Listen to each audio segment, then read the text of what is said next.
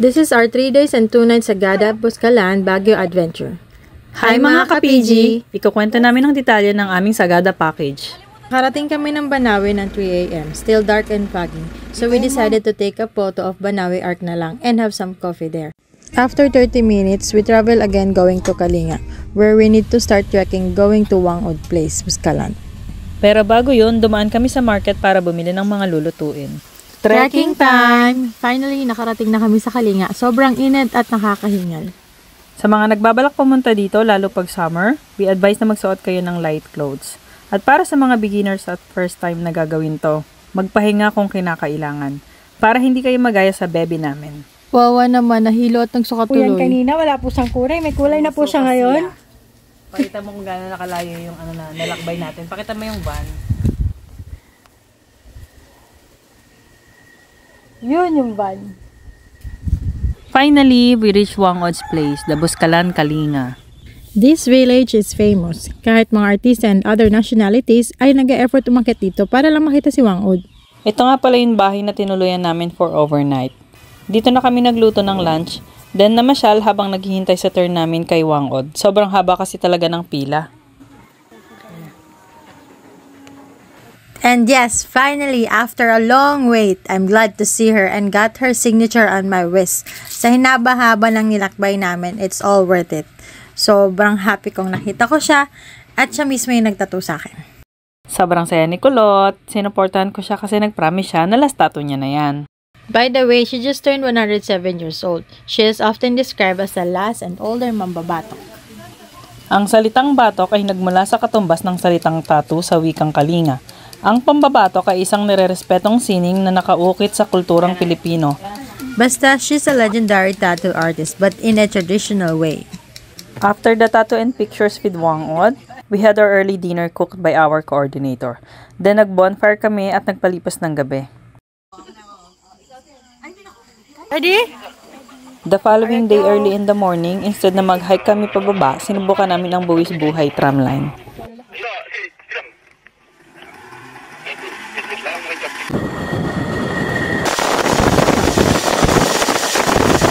Nakakatakot kasi walang harness. Pero dahil adventurous kami and we need to save our energy for our next activities, sumakay kami and nag-enjoy naman kami.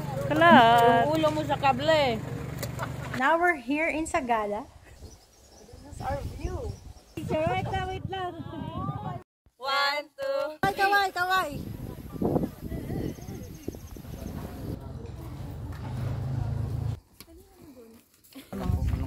Very informative, kuya. Yeah, PO3 Noel Gulokan. Doon sa 44.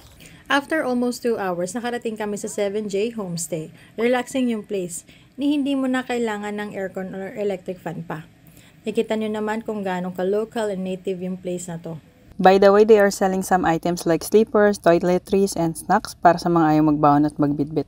You can also order some silog meals and coffee sa dining area nila dito sa first floor. Let's go up. Our coordinator reserved 2 rooms for us, pero mas pinili namin magsama-sama sa iisang kwarto para mas masaya. This is our room. It's a big one and perfect for our group. Meron din room for couples and for groups like big or small. That's why we recommend this place. And then tambayan. And we have also view at the back, which is so cool. Talaga makita nyo naman kung gaano ka-presko.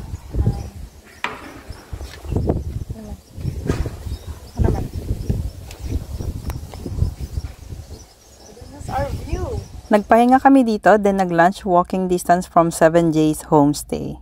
On the same day, our next activity is to explore Sumaging Cave. We made a separate video vlog for this Buwis Buhay Cave adventure para mas detailed.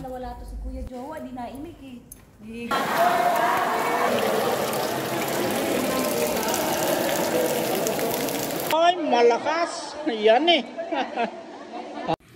Para sa akin, Sumaging Cave yung pinaka-nagustuhan ko sa lahat ng activities namin. Challenging and talagang nag-enjoy ako. So after Sumaging Cave, wala nang pahinga-pahinga. Diretso na kami papuntang Blue Soil.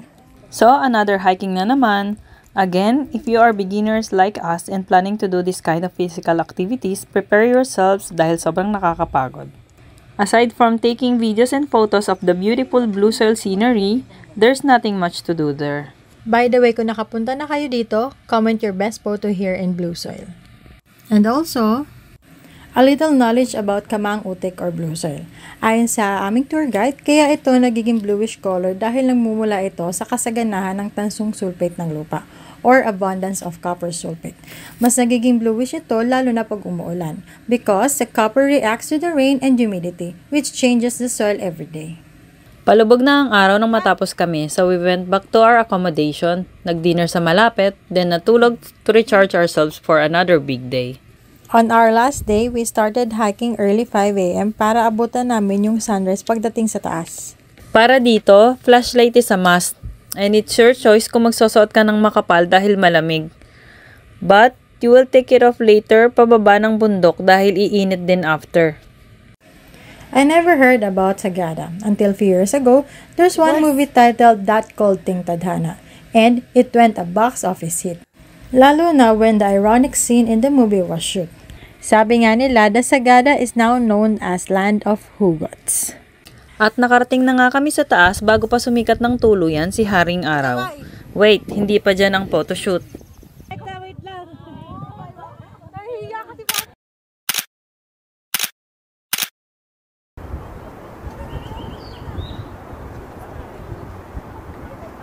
It was a great experience to witness the sunrise from the top of Marlborough Hill, Sagada. For me, this is my favorite amongst our itinerary. Matagal ko na din kasing dream umakyat ng bundok. Sa pagkababa namin, dumiretso kami papuntang sementeryo at hanging coffins.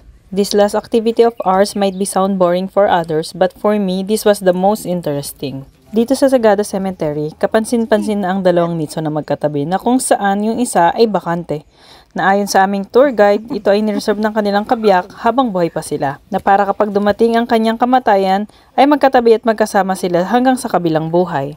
Till death do us part, ika nga nila. Dito rin nakalibing ang isa sa ating bayani na kabilang sa SAF 44. Madam. Oh, kita mo. Hindi ko alam kung anong pinasabi ng kuya. Si PO3 Noel Gulokan. Every 1st of November ay nagaganap dito ang Panag-Apoy. Panag-Apoy means to light a fire. It's not a festival nor celebration. It is one of the most unique ways of Igorots in remembering the dead.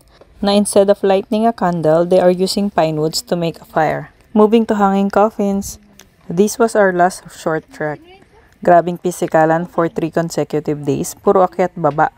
May nadaanan din kaming view na good for pictures bago kami makarating sa hanging coffins.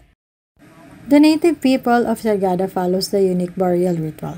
The older people makes their own coffin gamit ang kahoy. If mahina na sila, ang kanilang pamilya ang gagawa nito. Sometimes, they're breaking their bones para lang makagkasya dito. Then, dinadala nila ito sa isang kuweba para ilibing. This is just one of the ritual and tradition that people of Cardinala Administration Region, or known as Igorot of the Northern Philippines, have preserved. We end our tour passing by to Highest Point and got our lunch in Baguio Strawberry Farm. Then bought some pasalubongs before going back to Manila. And that's it! Ciao!